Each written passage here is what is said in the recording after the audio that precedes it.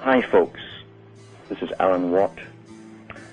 Tonight I'm bowing to a little bit of pressure. I don't normally bow to any kind of pressure, but this will tie in with some of the talks I've given in the past, and it's about the culture creation industry, how ideas are downloaded into people's minds via fiction primarily, using high drama with emotion plus crisis, a situation in a movie and drama, is a tremendous method of getting points across. It's almost like coupling an idea with the drama, and it's downloaded like a virus into your subconscious, and you're being programmed, and it's called predictive programming. The technique is ancient, and it's an old science. Plato, in his Republic, talks about the culture industry of his own day, and how it was essential not only for maintaining control over the people by the elite, but that they had to control everything that was given to the public. In other words, anything the public saw in drama on stage was authorized.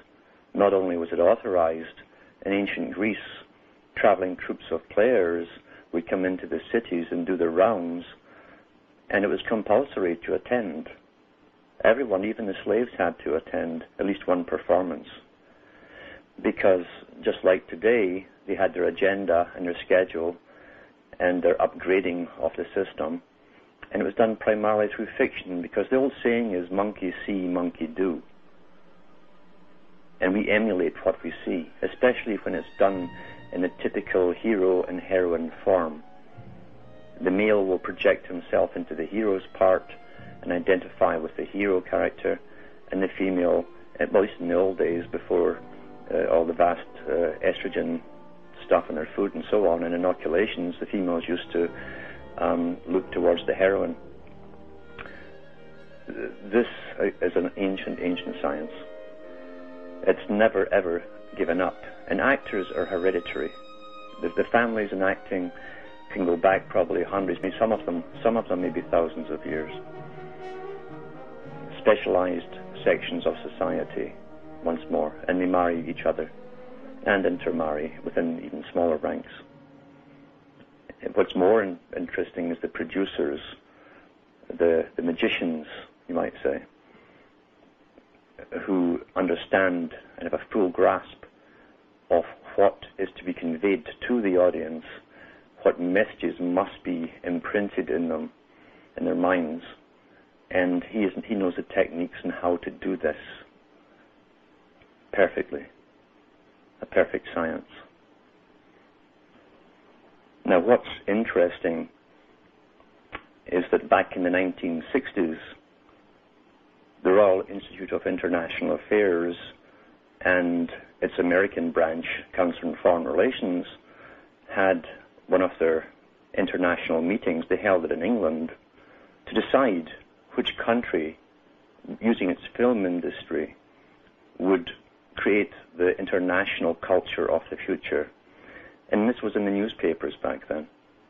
And it was ultimately agreed upon that Hollywood would be given the job to create the worldwide culture for the general public, for a global society.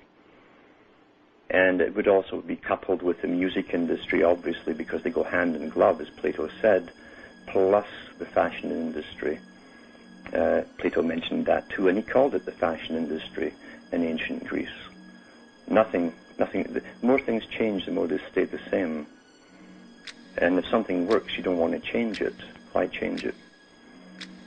Formula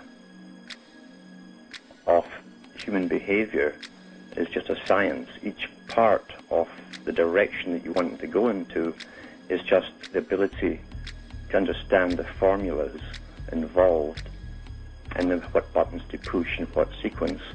And if it's done in the right way, the right presentation, with the right propaganda, the public will react and do exactly as they're being programmed to do. It's worked in the past, it will work in the future. That's why they're utterly confident that they can change society, even back to infanticide if they wish to, because they'd done that in ancient Greece. So it was taught and practiced there. So anything can be reintroduced if it's been done in human society before. You just have to know the formula to introduce it. So Hollywood, this amazing industry, probably one of the biggest exports now, maybe the only one left in the US apart from the military. Hollywood is called the Holy Wood. Holy Wood. The Holy Wood, of course, is a staff of the Magi, of the Magus, the Grand Magus in the occults. He waves a wand and everything is altered, changed. He casts a spell. And it's portrayed even in the cartoons with Mickey Mouse with his little wand as he's dressed like the wizard. And little stars, 5-pointed stars, come from the wand. Earth, air, fire, water, spirit, the 5 points. That's what it means.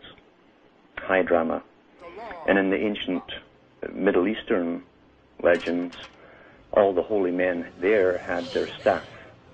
We even find it in the Old Testament as Moses has the little contest with the Pharaoh's Magi, and they play it changing sticks into snakes and back again, which is a good trick.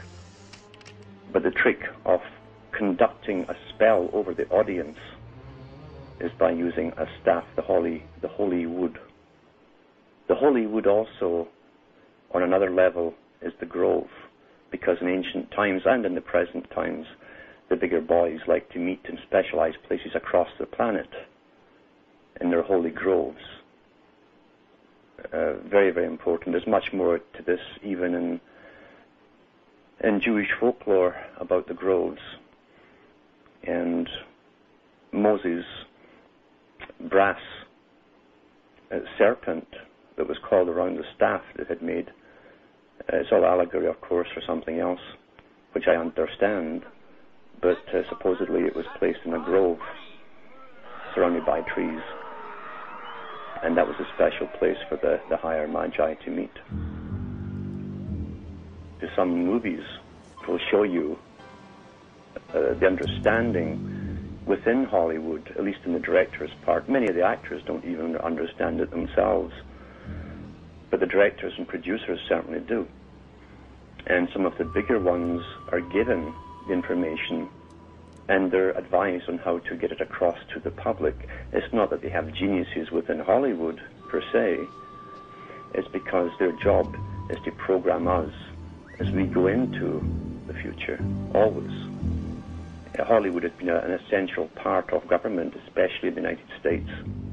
There are books out on Hollywood's involvement with making war movies. They churned out I don't know how many war movies in World War II.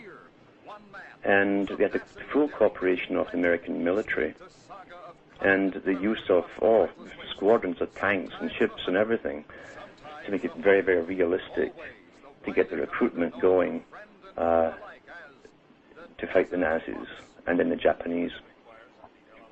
Tremendous part of propaganda, and it's never stopped. And even today, the Pentagon admits they have funded some of the bigger movies to do with war and Jarhead and all this kind of nonsense to get the young guys in for recruits. The movie industry is there to indoctrinate you into possibilities which you swallow as possibilities, and then they actually come out in reality. This technique has been used very effectively since the BBC, in fact, first started up as a radio station for World War I, and they used plays and dramas in serial form, so that you should tune in every day to get the next part of the exciting story.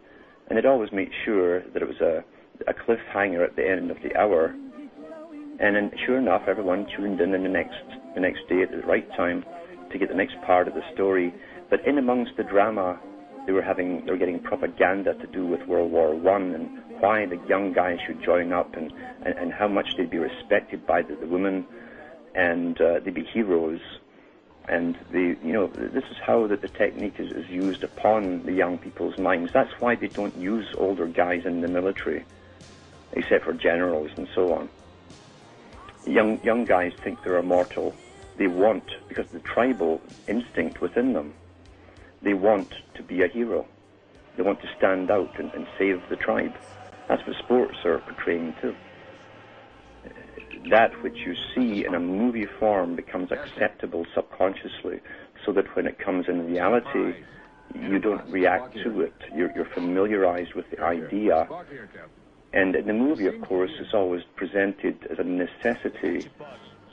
And in other words, all the bugs have been ironed out subconsciously in your mind for you. It's been downloaded into you, the whole idea and why it's done. So this is Hollywood. I'd buy that for $1.